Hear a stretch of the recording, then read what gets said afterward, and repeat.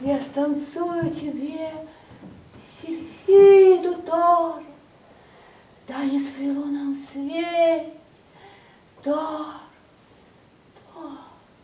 Сильфида. Сильфида.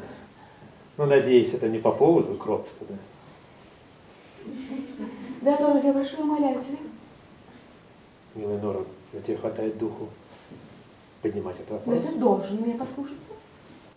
Международный фестиваль Генрика Ибсена существует с 1990-го и проходит каждые 2 года. Играют на нескольких площадках. В этом году впервые в Доме-музее основателя европейской новой драмы. Среди участников театральные коллективы из Германии, Швейцарии, Австралии, Индии. Россию представил театр «У камина» Анна Макагон. Весьма вероятно, что я смогу предоставить вам место. Видишь, видишь? Сейчас, Как не благодарить вас, господин Генрих? Не за что. Не за что. Сейчас, извините меня. Ранг, за мной. Вам здорово повезло. Сейчас такие времена!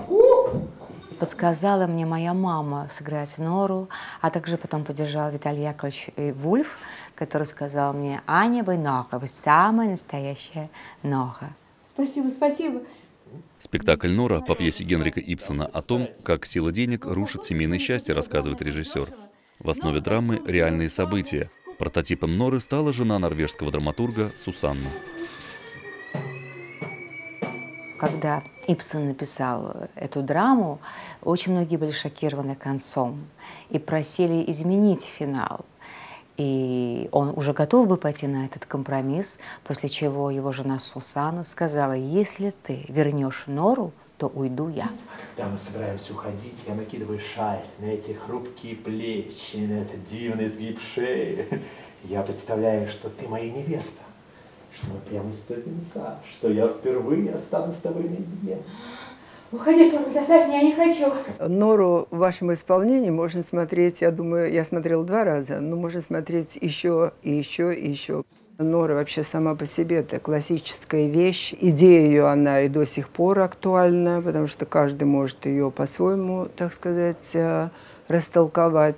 Но она все равно, она очень с большим интересом смотрится. Это, конечно, для нас, можно сказать, большая гордость, что русский театр «У камина» приехал сюда вот и выступил с Норой. Я поняла, что ты не тот человек, на которого могу положиться.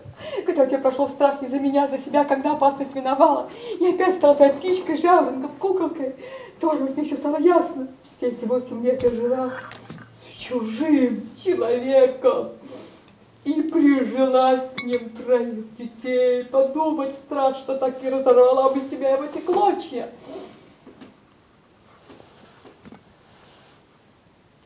Погоди хоть до утра. Нет! Господи! Я не могу ночевать у чужого человека.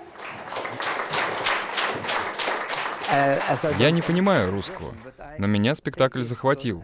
Мне просто понравилось смотреть его. Театр «У камина» в Норвегии уже в 3-й раз. В этом году с 2 спектаклями. Второй о жизни Одри Хепберн. Много-много лет я мечтала о том, что я могу оказаться на этой салатовой лужайке и сыграть роль Одри Хепберн. Действительно, сегодня у нас премьера в городе Осло, в этом дивном городе, и на фоне Королевского дворца нам посчастливилось сегодня для атмосферы, для вдохновения провести репетицию. Сегодня мы играем спектакль для норвежских и российских друзей. Это спектакль о том, что человек, если больше дает в своей жизни другим, то в конце ему это воздается. Эта тема очень близка как Одри Хепберн, так и сегодняшней героине Анне Макагон. Порепетируем? Да. Очень рад знакомству. Я рад. Вы молоды, у вас большое будущее. Вы настоящая принцесса. Спасибо.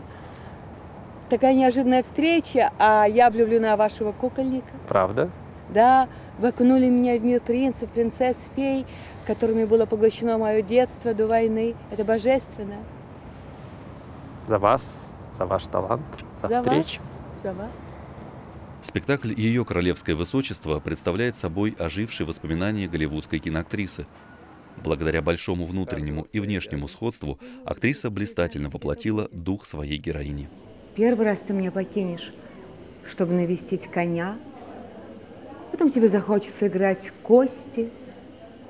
А потом ты будешь сидеть и ждать, чтобы я уснула, чтобы уйти. Но тебе придется долго ждать, потому что ты уснешь первым.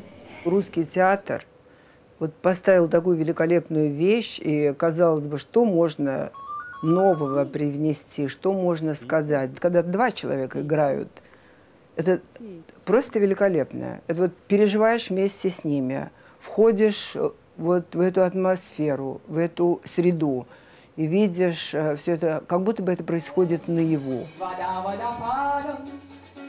Вот вы использовали технику, экран, музыку и танцы вот в исполнении Анны Макогоны, великолепной актрисы, да. Это тоже, конечно, новое. Но Анна Макогона, она ведь сама похожа на Одри Хепберн. И внешностью, и, может быть, даже какой-то частью в жизни тоже, не знаю. Спектакль приурочен двум датам – 20-летию со дня смерти и 85-летию со дня рождения легендарной киноактрисы. Обе постановки Норвежско-русский центр отметил дипломами.